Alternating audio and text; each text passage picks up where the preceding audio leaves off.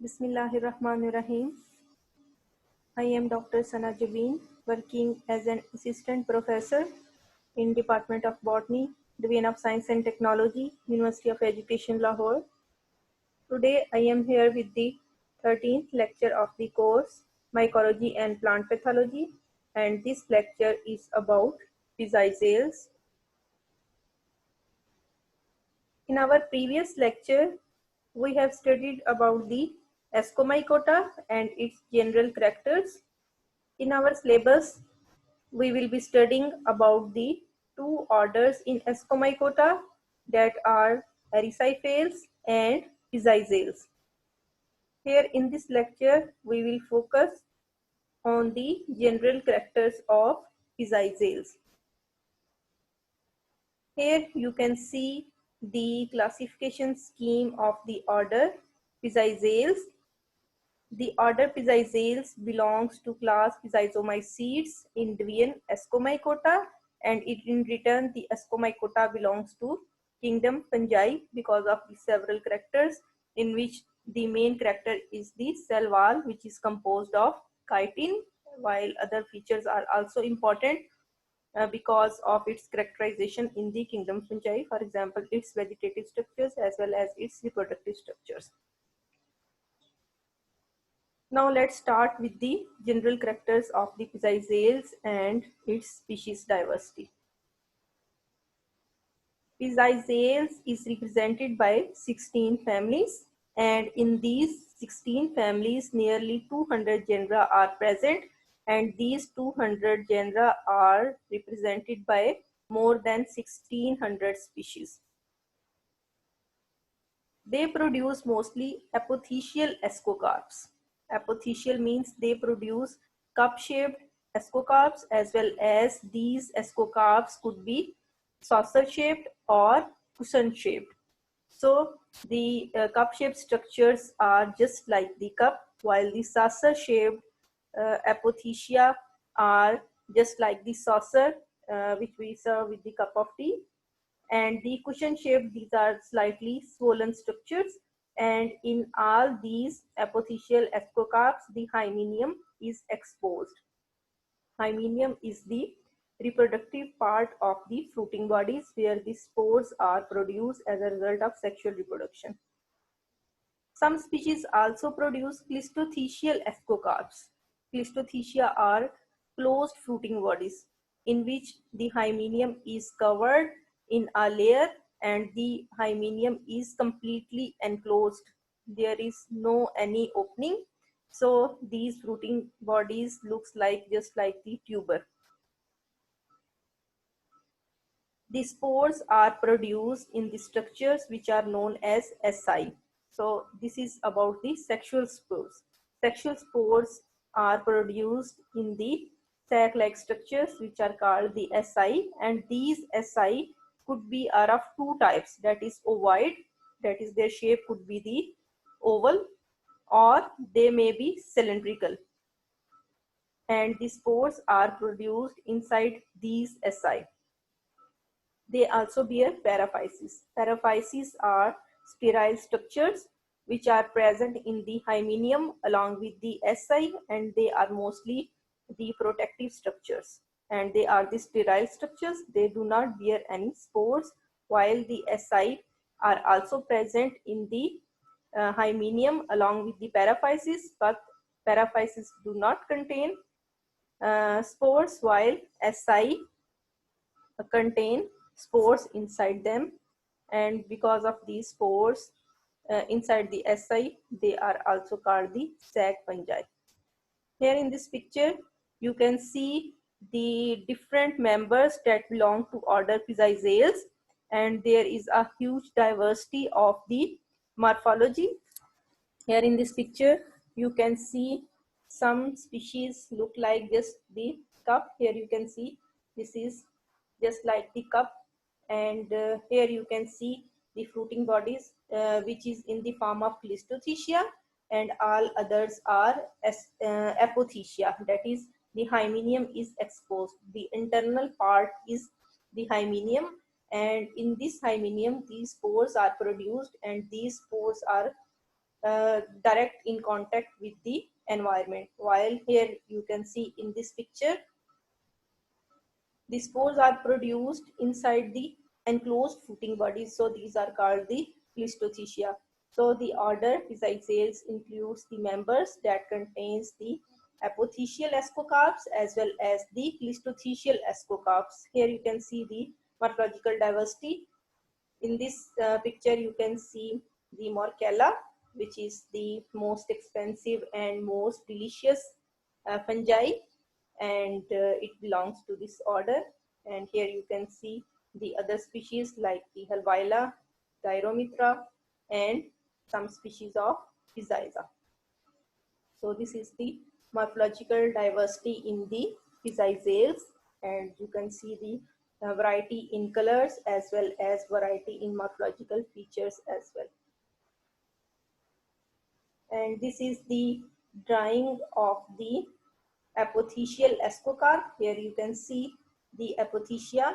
This is the immature form, and here you can see the complete apothecia, that is the mature form, and this is the substratum on which it grows. And here in this B part you can see the internal part of this apothecia, that is the hymenium, and this hymenium contains the paraphyses. Here you can see the paraphyses, which are the sterile structures, and here you can see the SI. The singular is ascus and the plural is SI, and in these SI, the ascospores are produced by meiosis and then mitosis, and as a result the 8 ascospores are formed. And this part on which the SI and paraphyses are produced are known as subhymenium, and the hymenium is formed by the SI and paraphyses, and in these SI the ascospores are present. Here in this picture, you can see the actual cross section of the apothecia or the Physaza. And here you can see this is the hymenium, and this part is the subhymenium, and this part is the outer covering of the cup, which is known as accipulum, and this is the part from where it is attached to the substratum. So this is the cross section of the Physaza species. This is the magnified version of the previous picture, and you can see clearly here the SI in which the spores are present. Here you can see the SI, the spores are present, and these are the paraphyses, and here you can see the swollen tips of paraphyses.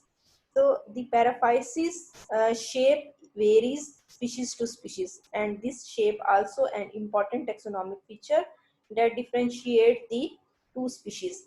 And this part is composed of the pseudoparenchymatous cells, and this may be called the medulla as well as the subhymenium, and this is the hymenium, and you can see the magnified version of the cross section of Physaza species. Here in this picture you can see the apothecial ascocarp, clistothecial ascocarp.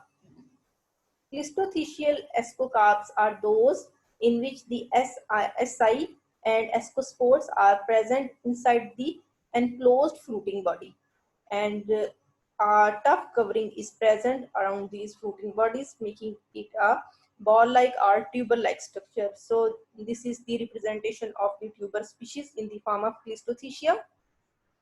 And if you can see the cross section of this part in the next picture, you can see this picture shows the hymenium. So hymenium is not exposed naturally. You can cut and then the hymenium is exposed, and the whole hymenium in natural condition is enclosed by a tough covering. And if you can see the more magnified version of this part, for example in the next picture you can see here, these are the SI in which ascospores are present, and these SI are oval shaped.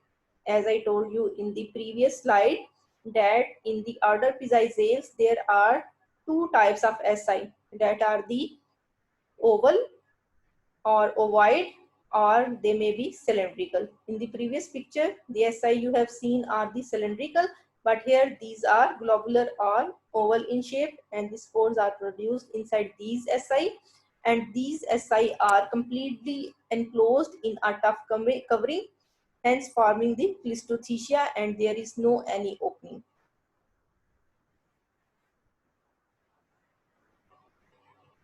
If we see the spore discharge mechanism, it could be the forcible or maybe passive. In the species with exposed hymenium, for example, the apothecial ascocarps or the Pizizas species, the ascospore discharge is generally forcible, that is with the pressure, and the spores are released in the external environment with any pressure. In the hypogeous forms, spore discharge is passive, that is there is no any force produced from the inside, and the dispersal involves mycophagy by insects and especially the mammals. So these clistothecial ascocarps do not produce the spores, do not discharge the spores inside in the external environment directly, but they are facilitated by the insects or the mammals, because these fruiting bodies are mostly present hypogeously, that is they are present inside the soil. So the spore dispersal mechanism is different as compared to the apothecial ascocarps, in which the hymenium is exposed and spores are forcibly discharged.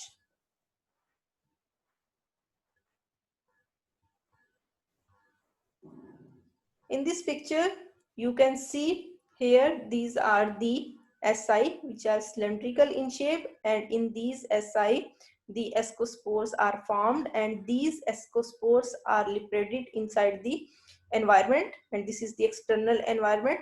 They are exposed to the external environment by the opening here. Here you can see the opening which is known as the operculum. You can see a cap-like structure here, which is the operculum, and these are the operculate ascomycetes, where the operculum is present on the tip of the SI, and when this operculum opens, the spores are discharged forcefully by the pressure exerted on these spores because of the water present in these hyphae. And here you can see the paraphyses here. These are also paraphyses, and these are SI, including the ascospores.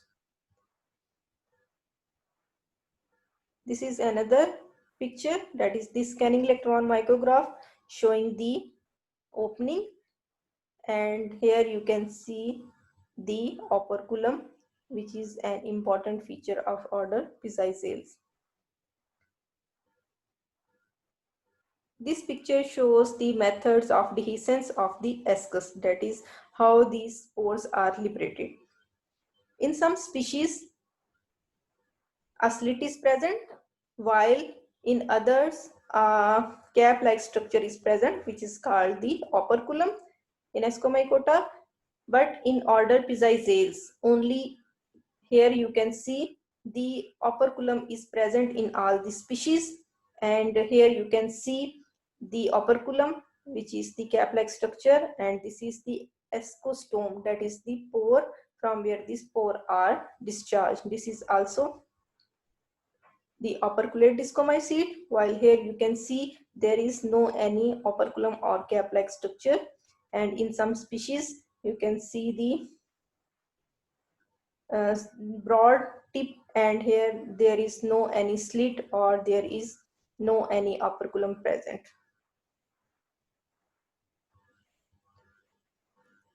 If we talk about the habitat of Pizizales, they could be the saprobic, that is the species can grow on the dead organic matter. This dead organic matter can be from the animal source as well as the plant source. They may be coprophilous. Coprophilous means they can inhibit on the animal waste, that is the dung. They are dung inhibiting fungi. Some species can grow on the bark, while some species can grow on the wood. So they may be the corticolous fungi or they may be the lignicolous species.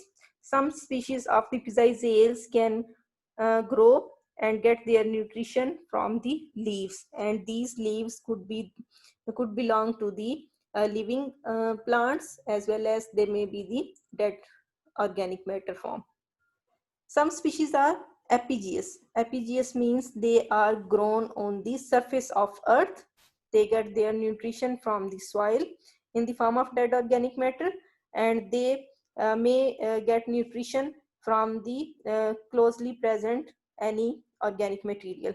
They may be the hypogeous. Hypogeous forms are also present in this group. I already told you about the Clistothecial species. They form the Clistothecia inside the soil. For example, the tuber species, they produce the fruiting bodies inside the soil. They may be mycorrhizal. Some species form ectomycorrhizal association with the roots of the higher plants. For example, they may form the association with the members of conifers, and where they get their nutrition from the trees, and then in return they provide the trees the nitrogen and phosphorus, hence forming a symbiotic association with the trees. So some species of epigeous fungi as well as the hypogeous fungi form the mycorrhizal association. The members of physaceales also form lichen association. So they are lichenous fungi. They get their nutrition from the algae, and these algae may belong to the group green algae, or they may be the blue-green algae. So they get their nutrition from the algae, and in return they provide protection to the algae. Some species of physaceales also live inside the plant as endophytes. So this is all about the habitat of order Physaceales. If we talk about the nutrition of the members in Physaceales, they may be saprous, as I told you in the habitat. They get their nutrition from the lignin or cellulose substrate. For example, they produce some enzymes on the cellulose or on the wood, and thus they get their nutrition in the form of simpler substances.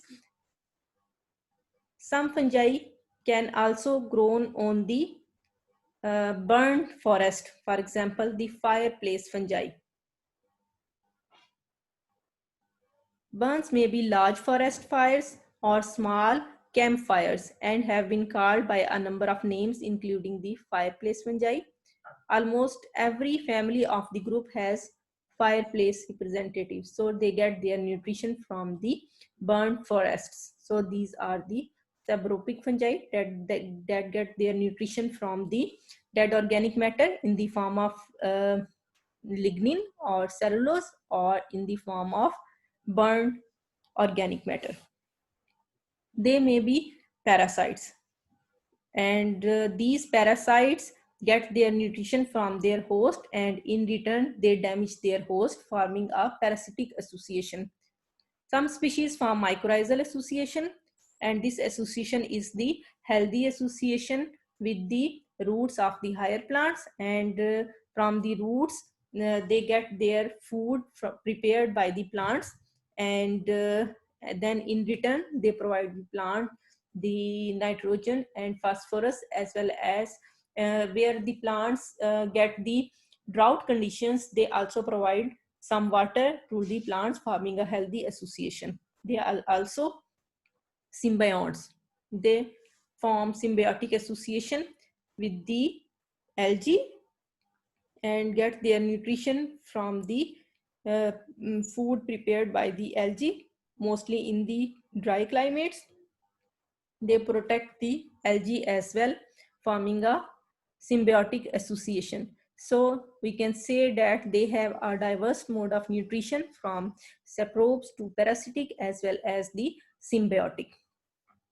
This is all about the general characters of physaceales, and this order belongs to Ascomycota.